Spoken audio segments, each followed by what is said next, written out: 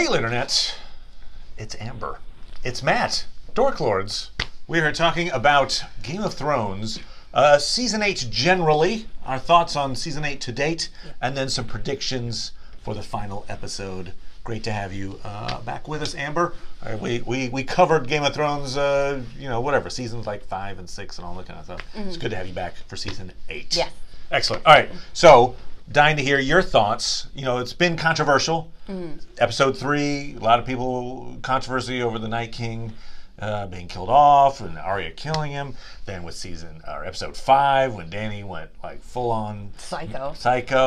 Those are like, Jaime's arc not being necessarily satisfying for some folks. Yeah. So what is your thoughts as we hit Season 8? Well, we'll start with episode 1. Episode 1 really pointed out the fact that Daenerys, I feel like we were all blinded by Daenerys. Okay. And this season really showed that not necessarily all of her actions were good leading up to this. Okay. And that there was, like, when you go back and look at it, like when she killed Samwell's father and brother, she could have, like Tyrion said, she could have killed the father, didn't have to kill the brother. Sure. And when I've rewatched Game of Thrones since a couple of times. Okay, so you've done the binging. I've noted a lot of things that I'm like, yeah, that is kind of messed up. Like her revenge on when they went into that one slave city and there was all the children nailed to the posts. Yeah, and then she nailed it. She crucified an equivalent number of slavers or something. I agree that she's got the capacity for violence in her for sure. Yes. And in fact, kind of, if she was given a violent and non-violent option, she'd probably choose the violent option. She's always choosing violence. The part that was just like a little, maybe a lot overkill was the ding, ding, ding, ding, they've surrendered. Kill everyone. Yes. Like that's where it's like, I don't think I saw that in her. And if you really think of the numbers, I mean, because Tyrion mentions in that episode, there's 1 million people in King's Landing. Mm-hmm. I assume he's not being exact, but let's say roughly 1 million people. You could easily kill hundreds of thousands of people if you add in the armies as well. But like innocent people, she killed a few 100,000 innocent people. Yeah, I mean, she's like Westeros Hitler essentially at that point. She was so Cersei about it all. And like Cersei sacrificed all those people who couldn't, like, they closed the gates to the Red Keep at a certain point and kept all these people out when she had offered them protection. Oh, sure, right. And so it's like you've got one woman who's trying to kill everybody by just letting somebody else kill them, and then you got the woman killing them. Trapped between two tyrants. Exactly. It was a bad situation. If you're a citizen of King's Landing, you're dead. You probably should have thought about, let's move. Yeah, sold your property. Let's move south, if there's a south to go to. I don't know, but it's really sad. But there's some guy that, like, it's the day after the battle. He's like, well, time to go back to work. All right, sell my apples. I got a little cart. He's going down the street. Quite possibly. It was. So Daenerys is no longer a favorite of mine and hasn't been since the first episode. Like the interactions with Sansa and there was that one scene where her and Jon were talking and she's like, she doesn't have to respect me, but like she was leading up to a threat. Like if she doesn't bend the knee to me, when she'll take revenge on Sansa. Right, when Sansa says the North isn't going to be bowing to the Queen, so is that cool? Are we good when that happens? What are you going to make us do? And I think the scene got cut off. I think there wasn't a response. We got the idea that Daenerys was not happy with the idea that Winterfell would be on its own little, and wouldn't be part of the Seven Kingdoms. There was kind of even in that moment, a sense of like, we're friends, not really. Yeah, it was. It occurs to me too, another thing that I thought about, I didn't think about it at the time, but I think it was shortly after the episode finished, I was thinking about how much time Daenerys is in the air burning folks.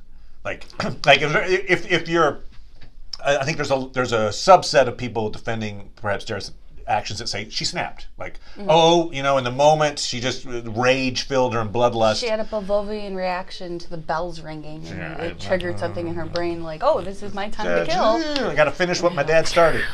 But the snapped argument doesn't hold with me because of the amount of time that she mows the lawn that is King's Landing. I think she had some sort of secret communication with Grey Worm. Like, whew. Like, like because they're both so upset over the death of Missandei. Sure. And he was ready. He was like, she's not going to... Oh, no, okay. And then he kills the person who'd surrendered already. Which is such an un-Grey Worm thing to do. Right. Like, there was that one when she handed him Missandei's collar and she called him a name, and I had to Google it because I couldn't figure out what was the name? It was Grey Worm and High Valerian. Ah, okay. And it felt like, what if that's like some sort of secret message or something that she's passing on? It was like a brainwash thing or something? Or like he was a Manchurian candidate? She's never called him anything other than Grey Worm. And then the fact that she chose to call him Grey Worm and High Valerian was weird. I just assumed, I got out of that maybe it was like, here's Missandei's old collar. I know that you guys, you were consider yourself like slaves at some point, that this is that moment when all the past is past. Now you can be free to go kill people at random. Yeah, it was... I mean, he's heartbroken, obviously. Yeah. Anybody would be in that situation, but it was just so un-Grey Worm-like for that. Right, he didn't have the discipline, right? He was undisciplined. Yeah. In the moment, like if you're just a disciplined soldier and the other side surrenders, you accept their surrender until they give you reason to think otherwise. Exactly. And in this case, he was like, "Oh no, you know what? I hate the Lannisters. Kill them all." Yeah. And you're right. It was. I guess it. Because we saw that with the Northmen too, right? Jon had to kill his own man. But in that case, it's more like they're not as... You don't feel like the Northmen are as trained like professional soldiers as the Unsullied. The army is that it's a group of men who have no emotions, no connections, and so I guess maybe he got a little rewired by developing a connection with Missandei. But still, I thought it was such an extreme way for them to take Grey Worm's character, to have him be the first to, I really thought that they would have kept him as an honorable man who would never have done something like that. Right, that he, much like Jon is seeing the horrors that was happening around him, that maybe a Grey Worm would be of a similar bent, perhaps. Yeah. But they're playing up the rage, right? Yes. They're playing up the fact that he was outraged that they killed Missandei. Yeah. So that they couldn't go and open up their You took apple my stand future from me. You took the future where we were going to go off on an island together. So I'm taking a future from you. Yeah. Okay. I mean, if he would have done that if Cersei was in front of him and he would have just killed Cersei, I would have been okay with that. But it's like the Gold Cloaks are just doing what they were there to do, and then they surrendered. And they surrendered. That's the thing. It's the surrender part. You're like, for instance, I heard another argument that said, well, if they're not bending the knee, then Dany, kill the enemy. Kind of thing. But they did bend the knee, right? Isn't ringing the bell the essentially bending the knee? It's a collective I get bent it. Of the knee. We're signaling we're bending the knee at this point. White flag, surrender, the whole shebang. Yeah, and she's like, "Oh, okay, that's my cue." No, please all gather in the streets. Very good. Yeah, now you're lined up for my mowing of the town. Yeah, it's just. Yeah. So so Daenerys off. She's a super villain now, right? She's a super villain. She can't come back from that, right? No. There's no way, especially with one episode. Maybe over a course of a couple of seasons, you could Jaime her. You know how Jaime was horrible. Oh, I was having sex with my sister and I tried to kill a kid and paralyze him to hide that secret. Yeah. You kind of retcon, or you redeemed him over the course of 8 seasons somewhat. But for Daenerys, for one episode, it seems impossible. Yeah, she's too far gone. She's the Mad King. Yeah. Mad King 2.0. Mad King put all those wildfire containers all over King's Landing. Right, and you saw them going off. And was preparing to kill everybody in King's Landing upon Baratheon's siege of King's Landing. And that's when Jaime stepped in and killed him to stop him from destroying King's Landing.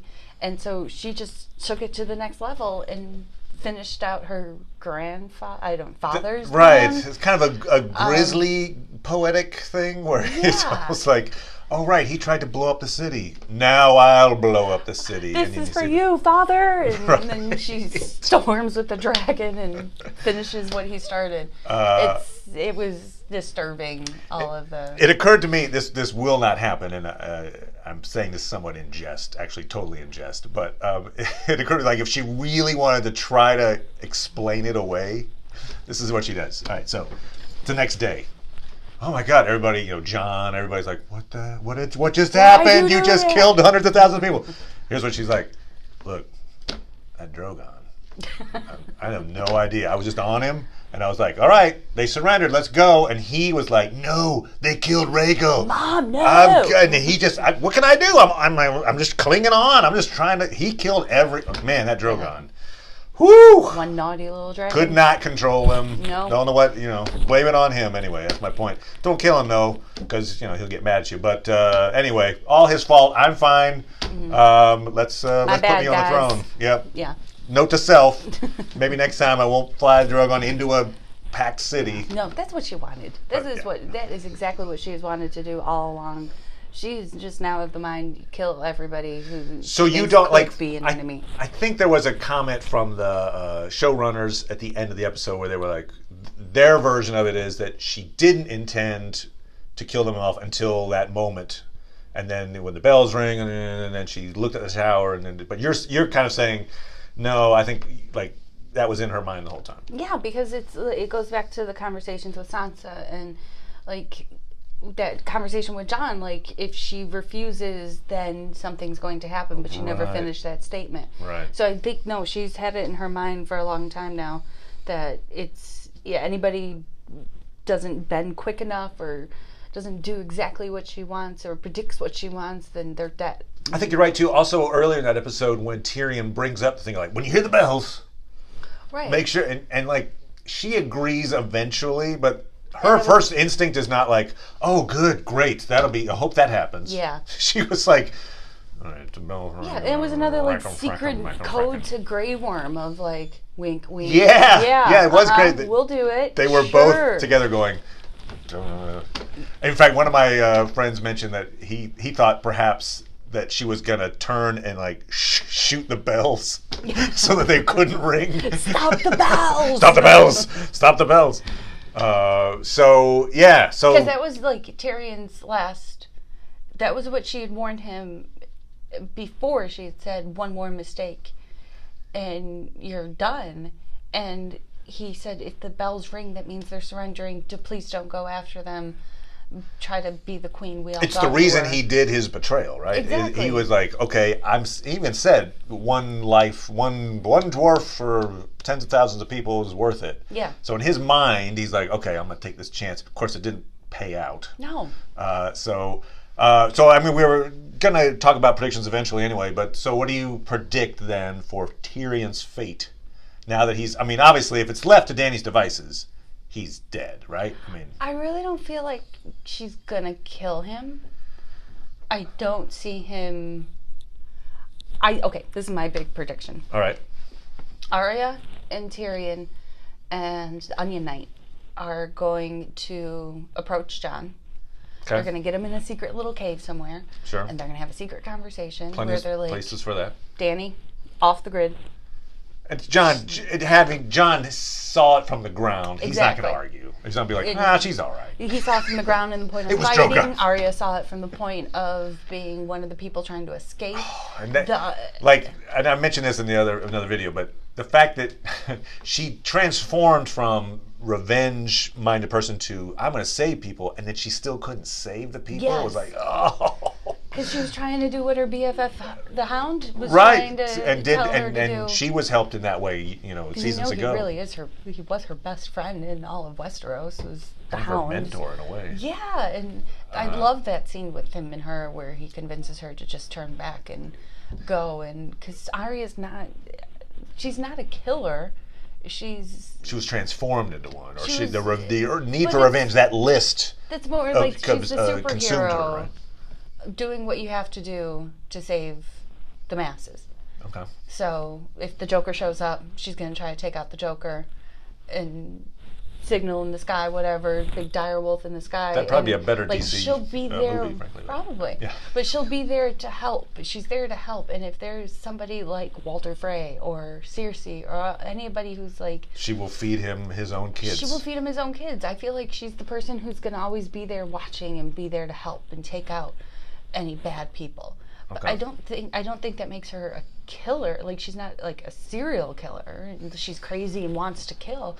She wants to get rid of the bad. Okay. That's how I feel about Arya.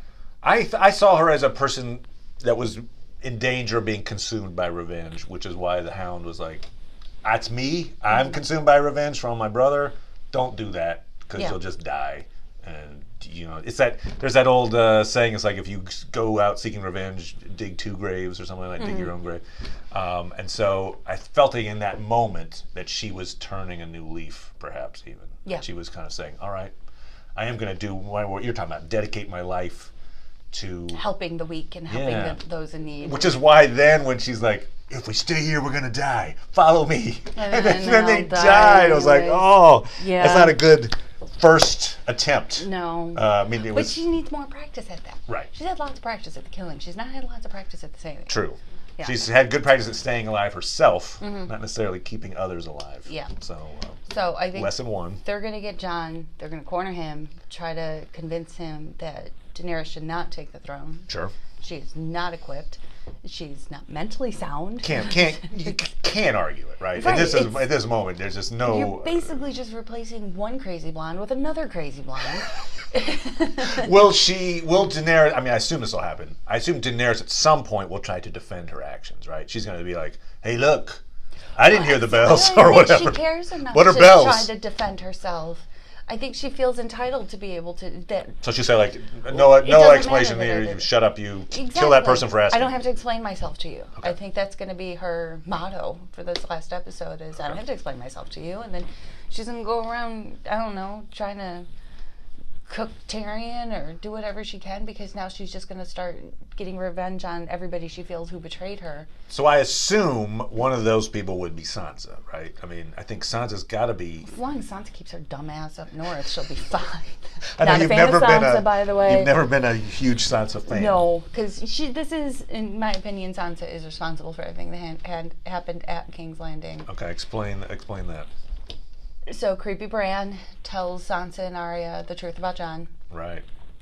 Sansa walks away. 2 minutes later, she happens to run into Tyrion, tells Tyrion. Under secrecy. It was the don't tell anyone promise. Right. She had already made the promise not to tell anybody, and then she swore Tyrion to secrecy, but she already broke her first promise. When you break a promise to be secret and then put that on someone else, exactly. It really does kind of lessen. And she kind of knew. I feel like she is smart. She had to have known. I think she certainly knew.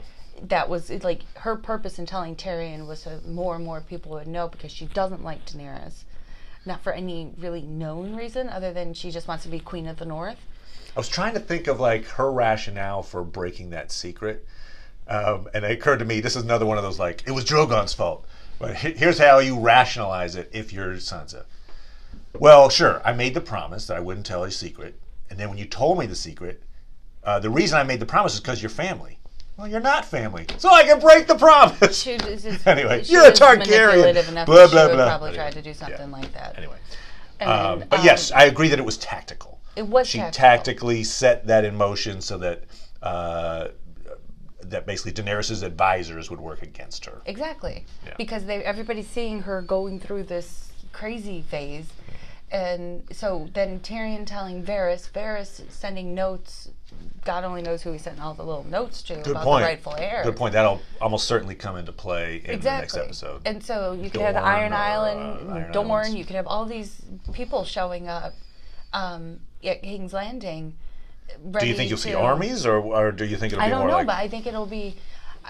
I'm not really sure where they're going to go with all these people, because there are a lot of other storylines that they have to close up. Okay. And I feel like Iron Island, the sister, Yara,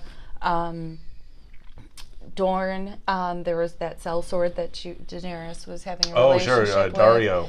There's... Do you think they'll come back to... I almost feel like they won't touch anything with Essos. I feel like because they're kind of the leaders of these places. Groups. And so maybe... Because that is one thought, is that perhaps instead of an Iron Throne, they'll have like a League of Nations. And they'll have like I the don't think Dorne she would ever accept that. No, she wouldn't. No. No. This is post Dany. Yeah, this post Dany world that would work. But then we forget about Robin of the Eyrie. Yeah. Creepy boy. He's not who's still alive somewhere. And still runs things, I guess. Yeah, he's like a prime older minister now, right? of the Eyrie, basically. Yeah. And so you have all these people left who she hasn't encountered, who still need to bend the knee, or you know what I mean? Yeah, she might have I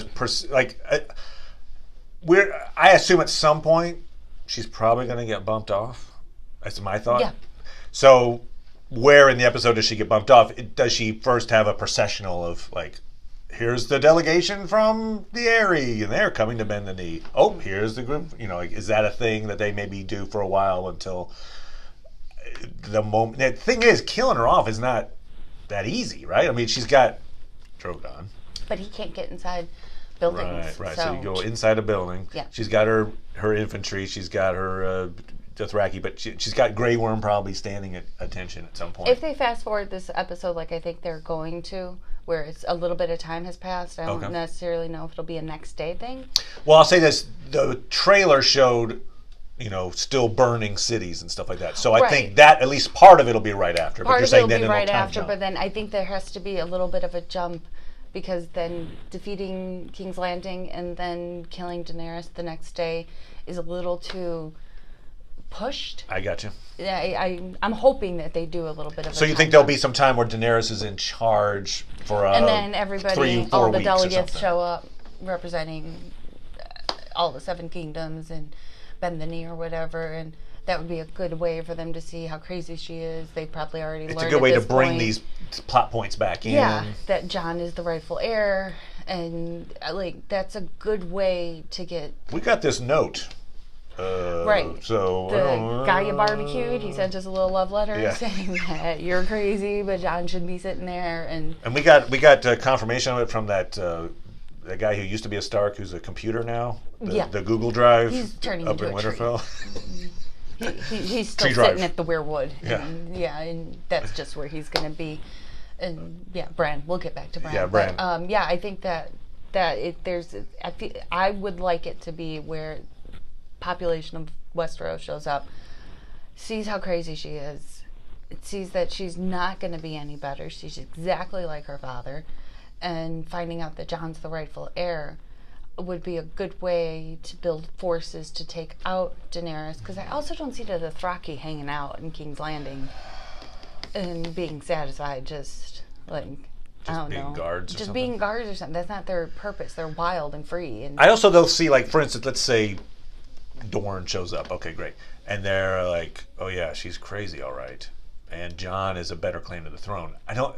For them to actively move against her, though, openly, I think would be like a death sentence to them. And so I'm guessing that whoever it is, would be ill-inclined to publicly say, I think Jon should be in it. So they're going to have to. It'll be like secret meetings, and they're probably planning. It probably takes a while to get from all the other places to get to King's Landing, and so there's time to plan. But I definitely think I would like it to be where all these people show up, and I don't necessarily know if Jon should take the throne, but I think he's the only person left who can take the throne, and then I think he definitely would break up the 7 kingdoms. So what happens to Dany? He's gonna kill her. So Jon's gonna kill Dany. Arya's gonna convince him that she needs to die. He's gonna take it upon himself to be the one to kill her. In a beautiful Romeo and Juliet, except uncle and nephew sort of way, or aunt and nephew. This could be uncle and nephew, whatever. Yeah. So in other words, why is it Jon? Because Jon can get close to her. Is that the idea? Because she's going to be well guarded. She's probably paranoid. Whatever. Maybe justifiably paranoid, but she's going to be. Because she's like, I just killed a bunch of people, and I'm ruling people by fear, as she said. Let it be fear. And plus, Jon's the good guy that nobody ever thinks would do anything. But the only thing with that is, I mean, that's a big choice for Jon to make. I mean, obviously, killing the person he loves is a big enough problem for him. I think he could overcome that for the good of the realm. Mm-hmm. But it's also the thing of like being duplicitous. Isn't really a Jon thing. Like, in other words, hey, let's go walk in the garden. Like we used to. Okay, great. You know what I mean? Like, that doesn't seem like a Jon move. Someone very close to him is going to die, and that will push him. Ooh. Like, in front of him, Daenerys will make the call to kill or find out that a raven has been sent to Winterfell, to kill Sansa or something like that. Like, I feel like that there's... or maybe the threat of... I don't think Sansa dies, but maybe the threat of killing Sansa. But, like, the threat of killing Sansa. I think that's true. There's somebody on their way to Winterfell to take out Sansa and to burn Bran, because he's a tree, so you just burn them. And... Right. Unless he's Kaiser Soze, which was the video I did before. I did see that, yes. The criminal mastermind of the whole thing, which no, he's not. He's not. Okay. He's just he's a creepy Bran. He's Google. Yeah. So I feel like something big is going to happen that's going to push Jon into seeing, like, okay, we can't live in a world with her. And he rides Drogon, so the dragon can continue. That's true. I kind of associate the Drogon. I think Drogon is so associated with Dany that I think it would be odd. But you're right. I mean, he's a Targaryen. He's a Targaryen. Maybe the dragon exists. I feel like it's. I think if Dany goes, I think Drogon has to go too. It's possible. I mean, we could have no more dragons, but it's also possible that I heard the rumors that dragons are gender fluid, so maybe he created a few more dragon babies. And, just seems a little late for that. Yeah. Maybe he dies of a broken heart. Maybe. Dany's dead. He He's lonely. like, I mean, he's attached. Exactly. Okay, so there's a threat to Sansa, let's say. Jon's like, all right, I'm in. I'm going to do this. And then basically does the un-Jon. The reason it works is because no one would suspect Jon of coming in and being nice until the moment he then stab her in the back. Being the one to kill. Probably stabs her in the Daenerys. front. I mean, has she even spoken to Daenerys at all? We're talking Arya, is that what you're saying? Yeah. So it's like they're not building up the story that Arya and Daenerys would actually have an opportunity. I agree. Plus, to be in the same spot where they... in a story beat way, it would be more dramatic if Jon feeling conflicted. This is the person I loved, and now I realize she's insane. Yeah. Like, I have to do that, as opposed to Arya, who's aunt. like... I can't stress that enough. Okay. And she's my aunt, and she wants to make out with me, which is very disturbing. But in some ways, if it was Arya, it would almost be too easy. I mean, because Arya, I don't think has any emotional connection to her. It's like, oh yeah, you killed a bunch of people, you're Hitler, you should die, and I could do that like that. Yeah. And then she just does it. It doesn't have that same payoff of, I don't want to do this, but okay. Blah. It's too clean for Arya to be the one to kill Daenerys. So then if Jon does it, I think that's why Jon doesn't take the throne, because he feels guilty. Mm-hmm. He's like... And Grey Worm could then turn and kill Jon, because I'm sure she's going to have Grey Worm. So you think Jon might die too? I'm not saying he doesn't. I think they have to have it where, because I don't see Jon taking the throne and leading the Seven Kingdoms, even though he's the rightful heir. It's not in him to be that kind of person. And it's not in the story? It's not in the story. It's too much. So I think he would end up dying. Tyrion would take the throne, but then Tyrion would definitely be the one to split up the Seven Kingdoms. I gotcha. So I'm trying to make it more of this League of Nations type thing, perhaps. That's my hope. Okay. I'd had this talk a couple of weeks ago with Paul about, before the season started, I assumed at least one Stark would die, and my bet was on Arya. I thought, well, Arya's going to be in a lot of fighting, and she's kind of... she's a badass. But I think she's fine. Yeah. So, and it looks like at this point, maybe all the Starks will survive. Now, you just mentioned Jon. So do you feel like if a Stark was going to die, it sounds like you think maybe it would be Jon? Yeah. Like, who's your most likely Stark to perish if a Stark was going to perish? Jon. Okay. Jon's pretty high up there. I mean, Bran's in the process of turning into a bird I don't now. think, Bran dying, but almost who cares? Yeah. He knows all these things that are going to happen. For Pete's sake, he saw the image of the dragon flying over King's Landing. Didn't say a thing. And he couldn't be like, hey, there's wildfire everywhere, everyone. I guess the out is that maybe he didn't interpret it correctly, but no, stop giving him an out. He interpreted everything. He doesn't need an out. Exactly. He's a little creep. He knows stuff. He does. Once he sees it, he knows it. I still get a little sad thinking about Theon sacrificing himself that way for Bran, who he couldn't drop a little hint like, hey, dude's gonna break your thing, so maybe just stand back here and throw something at him. I heard a really cynical take on that too. That when Bran says, you're a good man, Theon. That what he's doing is he's not being nice. What he's doing is he realizes I need an extra 10 seconds for Arya to get here. Theon's about, his courage is maybe giving out, and maybe he's going to run away. I need Theon to hang in there. Yeah. This is what I'm going to say to him. Keep him involved long enough for Arya to show up. Yeah. It's just like a machine, you know. Like, it's just I don't know that that's true, manipulating but and using everybody around him Kaiser Soze. to satisfy the storyline that he believes it has to be. But Right. isn't kind of the point of being the three-eyed raven that you can't see everything unless you specifically go look for it? Right. So aren't there outside forces that could possibly change the ending? Right. I mean, Like, there's he's that only comment from the seen Three-Eyed one Raven that was like, the ink is dry, supposedly. That story's written and you're just looking at it. But if he's looking at the future, which he was, Right. the future set? Like, that's a pretty determinist world there suddenly. You're And like, it's a pretty easy statement to make that, no, this is exactly how it has to be. And I mean, if that's the case, then what's the harm in Bran saying, hey, this is what's going to happen? right. So that kind of goes against that. Good point. And so it's just Bran being a creepy tree.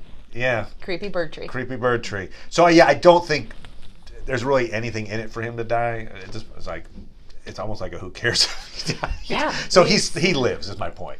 I think Sansa survives as well.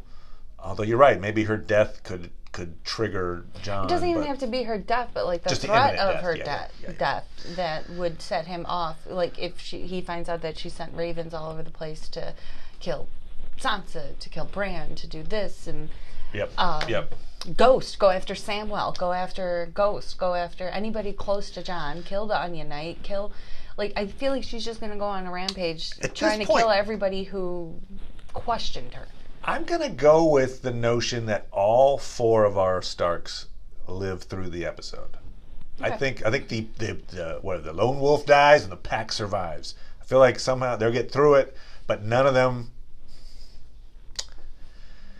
None of them. I don't know. Yeah, it could be Sansa. Could become queen.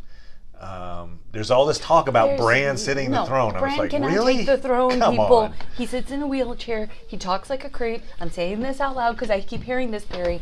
Bran is not It's basically going to take it's the the throne. setup for the Terminator movies. Like, we'll just put an artificial intelligence in charge. I mean, it's So a is he robot. gonna just sit Robots there- are better than humans. You're supposed to have done this now. And Yeah, no. Like- There's no suggestion in the previous 8, in these 8 seasons, that Bran is like the temperament or the desire or the ability. He doesn't even consider or himself the a charisma or any to lead. He doesn't even think he's a human. Right. Why would he be? I used to take the remember throne? what it was like to be Bran. I am Right. no longer Bran. So Okay. then what- King then. Great. People come and tell him a problem, and he's like, "Let me go back in time and look at this," and then he like warps Right. into. It's worshiping a computer. Is It what it really is. So that And it's- it seems So no, highly unlikely. that theory is crazy to me. Yeah. Sansa would not take that throne. Arya's not gonna take Arya's that not going to take it. Sure. I feel like it's definitely going to be split up. Okay. And So we got a non-Iron Throne ending in a way. Yeah. Okay. I feel you have to demolish everything. I think so so you can too. Start over. Also because obviously you got 2 possible dramatic endings. One is that nothing changes, and that's kind of a ugh, If it ends with Daenerys taking whatever. the throne and continuing to Right. live, I'm going to flip like- off the TV and then write some angry letters. I write letters when I'm unhappy. So the other possibility would be that this is the moment in Westeros's history when everything changed, and that's kind of that thing of like, Yeah. why are you talking about this moment in time? The reason we're talking about this moment in time is when boom, Right. the Iron Throne was It's destroyed. rebuilding after a war. It's a war. World War happens and things are destroyed and people are lost, and so then they find a new home and new way rebuild of- and a new You try to protect. strategy. You try to learn from the past. Exactly, but- and that's what we need to finally do. Is I'm a resident of. Oh, great! Awesome. House Ember. Yes, it needs to be a clean slate, and they need to start over instead of continuing the same system of just putting another crazy person in there. Right. There's lead poisoning in the Iron Throne.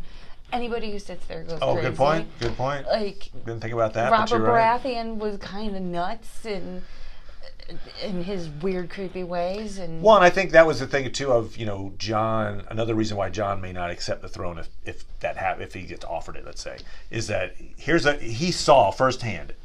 Dany was somebody he wasn't a horrible, judgy character. He fell in love with this person. He thought this person was a liberator and a good non-relative. And then non-relative. And then he firsthand saw her flip out when the time came to like make a decision for the realm. And so maybe in his mind, he could be another one of those absolute power corrupts absolutely. He might think, if I'm given that decision, who's to say I won't act in some, way that's bad for the realm if I'm given that much power? I don't want it. I don't want it, the temptation of it. I'd rather not deal with that, So, yeah.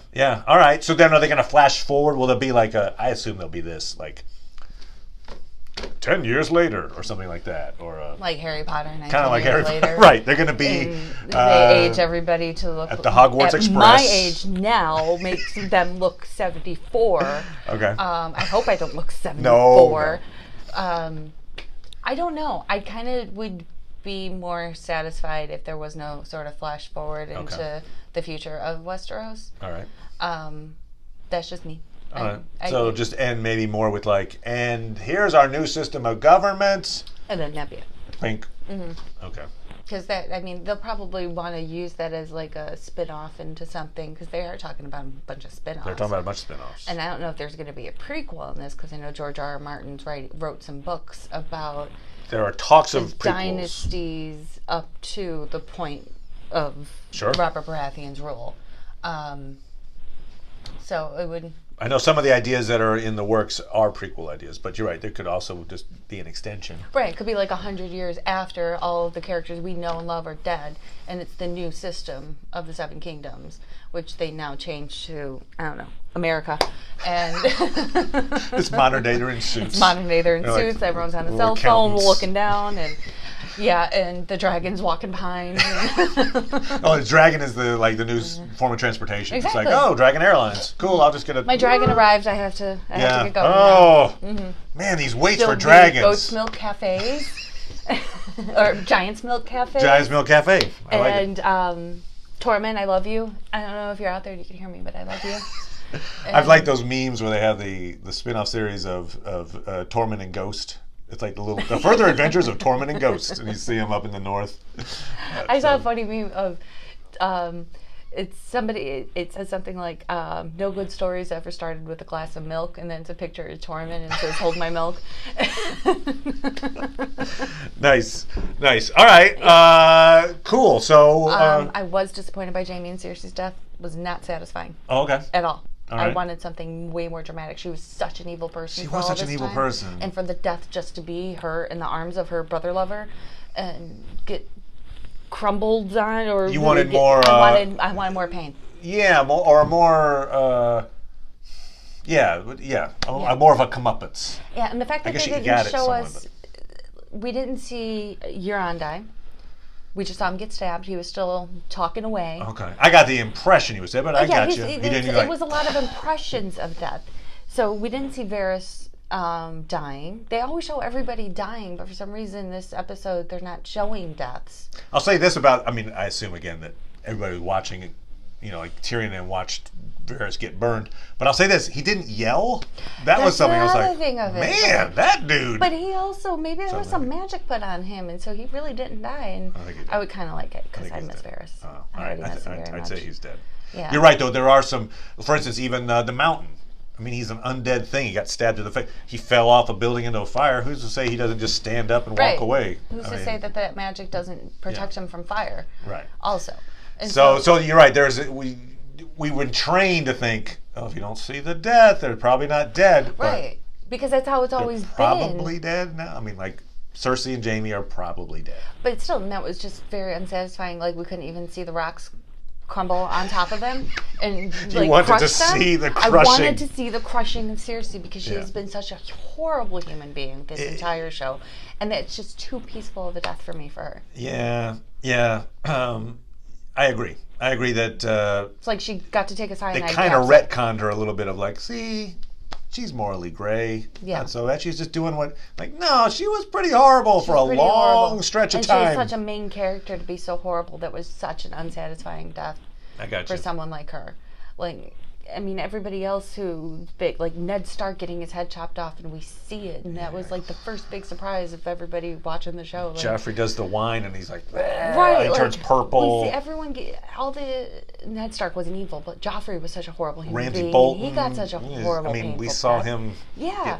Eaten by It's dogs. like, how does everybody else get such painful deaths, but then they write it that Cersei just stands there in the arms of her brother lover? I mean, admittedly, if you get crushed by masonry, I assume that's not the best way to go. No, but it's still there are not worse ways. satisfying. Yeah.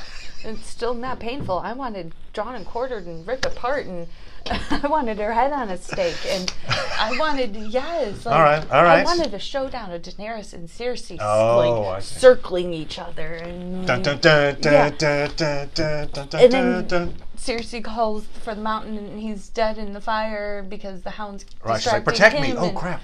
Daenerys finally learned to pick up a weapon besides just riding around dragons. That's another issue I've had with this. Like, Daenerys, when she was stuck in the middle of all the White Walkers, then she's like, oh, I guess I gotta pick up the knife, and I don't know how to hold it. She did a little, but right, she's not skilled at so hand-to-hand combat. Yeah, and then same thing with Sansa hiding in the crypt, and she had a knife that Arya gave her, and instead of using it to try to defend everybody down there, she just goes and hides behind a crypt. And then I thought she was even contemplating suicide in that moment. I thought so too, and I'm like, this is why I hate you. I'm sorry, I'm sure the girl who plays Sansa is lovely. I just don't like Sansa's character at all. That's great. Because what's funny is usually people either like Sansa or Dany. And you're kind of in the camp of like, I don't really like either one of them. Yeah, all right. Arya is my homegirl. You got I'm on Team Arya all the way. I'd get a tattoo of her on my arm if I didn't think that would be weird and people would judge me. Well, you hide it, right? I could. Just but, wear long sleeves for the people rest would of your judge me. life. That's a little too weird. Okay. But I've thought about it. Okay. So yeah, Jaime and Sansa, or Cersei, unsatisfying. Sansa is weak. Daenerys is crazy. Jon's the only one who can fix everything. And Tormund, I love you. Okay. Awesome. Well, thank you, Amber. You're welcome. For your input on Game of Thrones. So yeah, we've got the final coming up in just a few days. Just a few days. All of our theories will be proven right. One more. Will be brilliant. We still have Arya's direwolf out there. I'm sorry. True. Rewatching it, I've been thinking of trying to plot everybody. We still have a lot of people out there that I feel like I'm not satisfied with how they're going to just ignore them. Are we done with Brienne? Are we done with Tormund? I mean, Samwell, are we really just going to be done with all these people? I can't believe they're done with Sam. I can't. It's just... it's Jon's best friend. Yeah. I feel like that he's going to show up in some way. That's why I feel like there has to be a little bit of a flash forward. Sorry, last thought. No, it's fine. How can they make us love Samwell so much, except during the Battle of Winterfell when he was a complete little wuss and couldn't fight, and he should have just hidden the crypt. Right. Nobody would have blamed him. Given the option. Nobody would have been mad my at ego him. won't let me. I killed the first, and I no longer. Shut up. Yeah, so I just don't understand how they can just build up these characters, make us fall in love with them, and then that be the end. I doubt we'll see Nymeria though. I don't know that the wolf's going to show up. But understand you're right. why It would she's out be. there and They kind of were. It seemed like when it came to the wolves in general, they were like, well, they're a budget they got really problem. boring with the wolves, and the whole Jon just walking away from Ghost, giving him a longing look, and then being like, peace. And yeah, the interesting, like the one of the showrunners said, kind of copped the fact that it was just too expensive to have Jon go and pet his head, so they didn't do it. Like, even if that's true, I wouldn't have admitted it. Really? I'd just be but like, we no, get it was a good 45 minutes of Dany riding a dragon. That's not expensive to do. That's expensive. Really? You gotta have the dragon riding. You don't get the wolf head petting. We all love the wolves more, though. Yeah. I agree that to say that it was like a cost issue seemed a little like weak. Really? Yeah. It's the last season of the show, and you're gonna be like, he'll just say goodbye from afar. Yeah. Like, But yeah, so I think though for that reason we're not going to see the wolves. I think the dire wolves are gone for the episode. I could be proven wrong. I also want Tormund and Brienne to get married. Okay. And have beautiful, pale, red-headed blonde babies. Well, now let's face it. I mean, most people were shipping Jaime and Brienne. Well, that's not happening. I thought that was always a horrible idea. Right. So, who who's the rebound? Brienne's like, you know who really was interested in me? Tormund. Yeah, and when you're a tall, beautiful woman like that, you don't have many options. And it's like, I know exactly where he is. He's somewhere north. Plus, she's a knight now, so maybe she'll have a little more courage and be a little more adventurous. Okay. And I did cry when she became a knight. I thought that was such a beautiful scene. Because she played it so well, of like, it doesn't mean anything to me. Yeah. It meant a lot to her. And so much her. And Podrick, where's Podrick? We can't be done with Podrick. I'm sorry. There's a long list of characters that we just cannot be done with. That's true. We're adding to the list of like, there's going to be a giant courtyard scene or something. That's what I need. I need like the end of Avengers Endgame. Right, when they're at the funeral. Spoiler. Everybody's standing there and you tink, see. tink, tink, yeah. I'd be okay with them ending it that way. I right. wouldn't be okay with a flash forward of just a few years and you see Tyrion with his wife and children and with some age everybody's makeup playing in the field or something like that. Yeah. I remember back when. And Sansa's up north turning into stone because that's what she's going to become. It's just Lady Stoneheart. Lady Stoneheart. 2. Yeah. So yeah, that's my opinion. Awesome. Thank you, Amber. You're welcome. Appreciate it. Bye, everybody.